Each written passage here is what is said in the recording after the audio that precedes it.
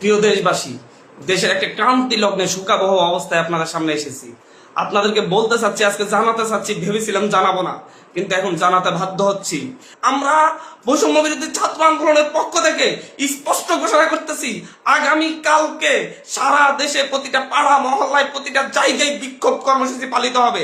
আর আগামী কালকের পরে পরশু দিন থেকে সর্বাত্মক অসহযোগ আন্দোলন পালিত হবে। সর্বাত্মক অসহযোগ, কোন ট্যাক্স দেওয়া হবে না এই সরকারকে, এই সরকারের অফিসে যাওয়া হবে না, কেউ তার অফিসে যাবে না, কেউ তার সরকারি বেসরকারি সকল অফিস বন্ধ থাকবে, সচিবালয় বন্ধ থাকবে, এভরিথিং বন্ধ থাকবে। গণভবনে কোনো বাস গাড়ি ঢুকবে না, বঙ্গভবনে কোনো গাড়ি ঢুকবে না, এভরিথিং অফ থাকবে। এবং সরকারকে সর্বাত্মক অসহযোগিতা করা হবে।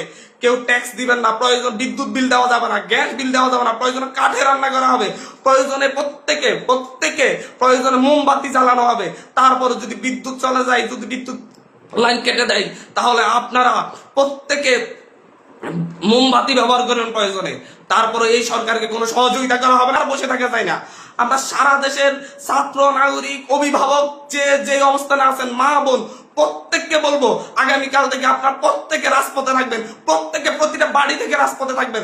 আপনারা কেউ ঘরে বসে থাকবেন না, এটা আপনাদের দায়বদ্ধতা। আপনাদেরকে বলতেছি, প্রতিটা লাশের রক্তের প্রতি আপনাদের দায়বদ্ধতা আছে, প্রতিটা শহীদের রক্তের প্রতি আপনাদের দায়বদ্ধতা আছে।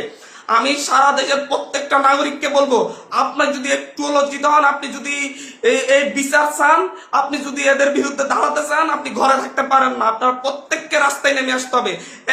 প্রতিটা সিঙ্গেল মানুষকে আপনি প্রয়োজন আপনার বিল্ডিং এর নিচে এসে অবস্থান করুন, বিল্ডিং এর সবাই মিলে, বিল্ডিং কমিটি, প্রতিটা ভবনের কমিটির আপনারা মিটিং ডাকুন, মিটিং ডেকে সিদ্ধান্ত নিন, সবাই একত্রিত হয়ে নামবেন। প্রতিটা মহল্লায় মহল্লায় আপনারা সিদ্ধান্ত নিন, আপনারা প্রত্যেকে একত্রিত হয়ে নামবেন, রাস্তায় থাকবেন। স্পষ্ট বার্তা, প্রত্যেকে নিজ নিজ অবস্থান থেকে নেমে আসবেন।